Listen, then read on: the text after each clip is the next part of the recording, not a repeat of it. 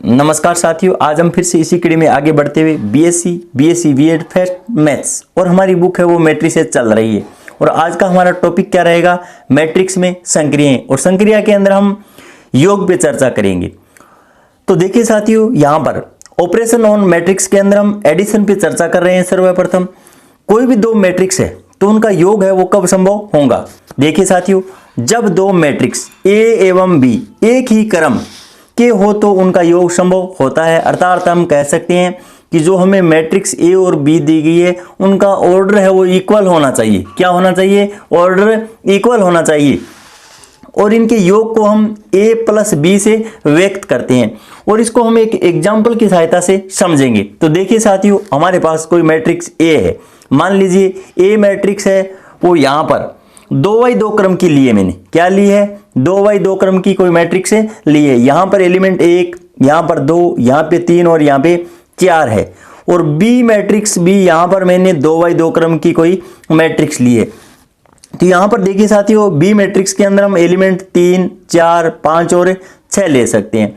अब यहाँ पर देखिए साथियों, इनका योग है वो तभी संभव होगा जब यहाँ पर क्या है, ऑर्डर दोनों जो है क्या है, ए और बी का क्या है, समान हो। तो हम कोई भी दो मैट्रिक्सों का योग हो चाहे व्यकलन हो कर सकते हैं।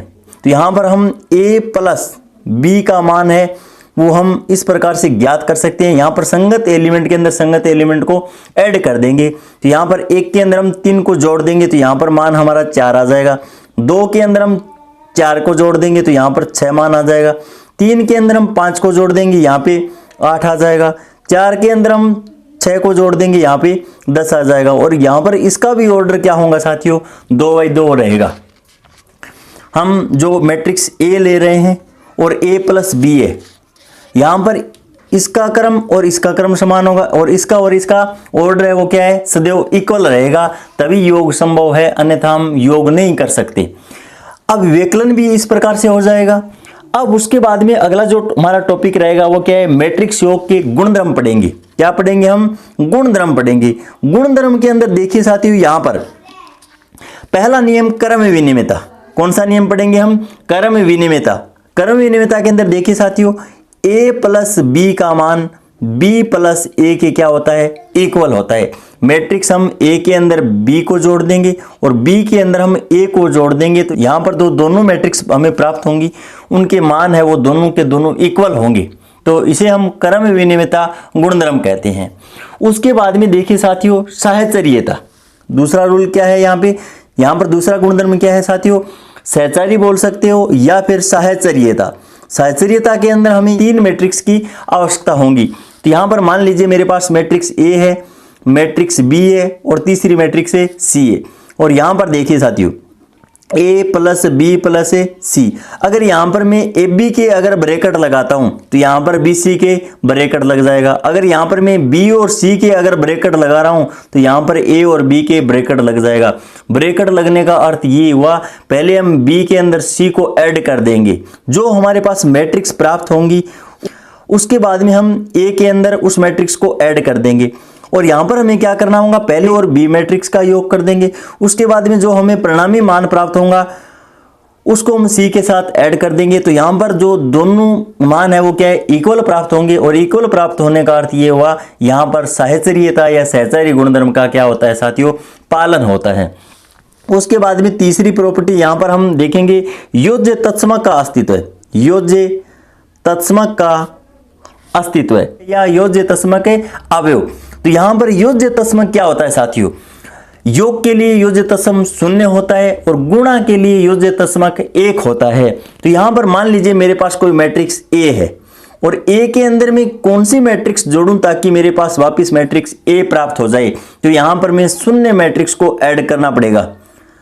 तो देखिए साथियों, योज्य तत्समक का अस्तित्व है या फिर योज्य तत्समक अवयव, इसके लिए हमें क्या करना होगा? मान लीजिए मेरे पास कोई मैट्रिक्स ए है, ए के अंदर मैं क्या ऐड करूं ताकि मेरे पास वापस मैट्रिक्स ए प्राप्त हो जाए? तो यहां पर हमें 0 मैट्रिक्स को ऐड करना होगा।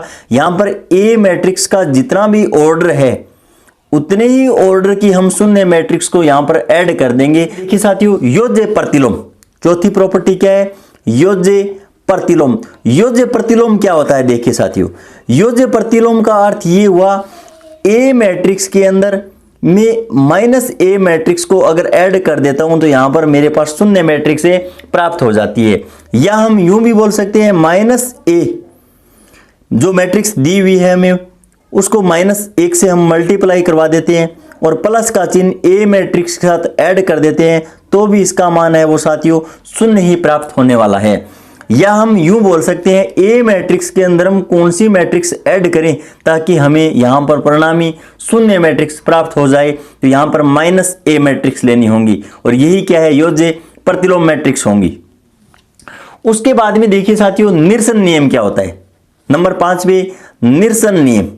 निरसन नियम और निरसन नियम क्या होगा देखिए साथियों यहां पर निरसन नियम का अर्थ ये हुआ, मान लीजिए मेरे पास कोई मैट्रिक्स ए और यहां पे दूसरी मैट्रिक्स बी है और दोनों का एडिशन हो रहा है यहां पर, और यहां पर दूसरी साइड के अंदर ए प्लस क्या है सी है।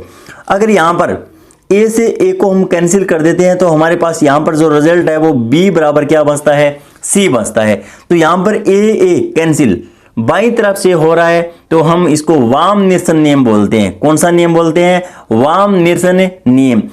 ठीक इसी प्रकार हम बी के अंदर ए को ऐड कर रहे हैं और यहां पर सी के अंदर ए को ऐड कर रहे हैं, तो यहां पर ए और ए तो राइट साइड से क्या है कैंसिल हो रहे हैं, तो यहां पर भी परिणामी है वो मान बी बराबर सी बच रहा है। लेकिन यहां पर जो ए और ए कटने का काम है वो राइट साइड से हो रहा है, तो इसलिए हम इसे दक्षिण निरसन नियम बोलते हैं। कौन सा नियम कहते हैं? दक्षिण निरसन नियम कहते हैं। उसके बाद में देखिए साथियों यहां पर हमने जो योग के लिए प्रॉपर्टी यहां पर पढ़ी है यही प्रॉपर्टी गुणा के लिए लगने वाली है। तो गुणा के अंदर हमें क्या करना होगा देखिए साथियों यहां पर गुणा के अंदर केवल और केवल यहां पर आपको कौन सी बातों का ध्यान रखना होगा। तो देखिए साथियों यहां पर हमने दो कोई मैट्रिक्स थी तो दो मैट्रिक्सों का योग का अध्ययन कर लिया है, व्यकलन का अध्ययन कर लिया है। मान लीजिए यहां पर ए कोई मैट्रिक्स है मेरे पास और उसका जो ऑर्डर है वो m/n है और दूसरी मैट्रिक्स है वो b है और इसका जो ऑर्डर है वो n/l है। क्या है? n/l। यहां पर a मैट्रिक्स का b मैट्रिक्स के साथ गुणा तभी संभव होगा जब यहां पर इन दोनों का मान क्या हो इक्वल हो। या हम यूं बोल सकते हैं प्रथम मैट्रिक्स में स्तंभों की संख्या क्या है? स्तंभों की संख्या n क्या है? यहां पे स्तंभों की संख्या। m हमारे पास पंक्तियों की संख्या है जबकि n क्या है? स्तंभों की संख्या। और यहां पर देखिए साथियों n क्या है? पंक्तियों की संख्या और l क्या है? स्तंभों की संख्या। तो मैट्रिक्स A के अंदर तो स्तंभों की संख्या और मैट्रिक्स B के अंदर पंक्तियों की संख्या अगर इक्वल है तो हमारे पास मैट्रिक्स A का मैट्रिक्स B के साथ गुणन संभव है, अन्यथा हम मैट्रिक्स A का B से गुणा नहीं करवा सकते। तो यहां पर जो हमें अंत में परिणामी रिजल्ट प्राप्त होगा AB का वो हमारे पास m/l क्रम की क्या है मैट्रिक्स प्राप्त होगी अंत में। तो इस प्रकार आप कोई भी दो मैट्रिक्स है उनका गुणा कब संभव होता है इस बात से भी अवगत हो गए होंगे। प्रथम मैट्रिक्स में स्तंभों की संख्या, द्वितीय मैट्रिक्स में पंक्तियों की संख्या अगर इक्वल है तो हम गुणा करवा सकते हैं और AB मैट्रिक्स का जो क्रम प्राप्त होगा वो m/l बचेगा हमारे पास। और उसके बाद में देखिए साथियों इंपॉर्टेंट बात यहां पर क्या रहने वाली है, तो मैट्रिक्स A और B के लिए अगर गुणनफल AB और BA अगर संभव हो तो भी यह आवश्यक नहीं है कि AB का मान BA के क्या है हमेशा इक्वल आए, और लगभग अधिकांशतः क्या होता है साथियों AB का मान है वो BA के बराबर है नहीं आता है। हो सकता है चुनिंदा केस के अंदर AB का मान BA के बराबर आ जाए, लेकिन ये कोई आवश्यक कंडीशन नहीं है कि गुणनफल संभव है तो AB का मान BA के सदैव और सदैव इक्वल आएगा, कोई आवश्यकता नहीं है साथियों यहां पर।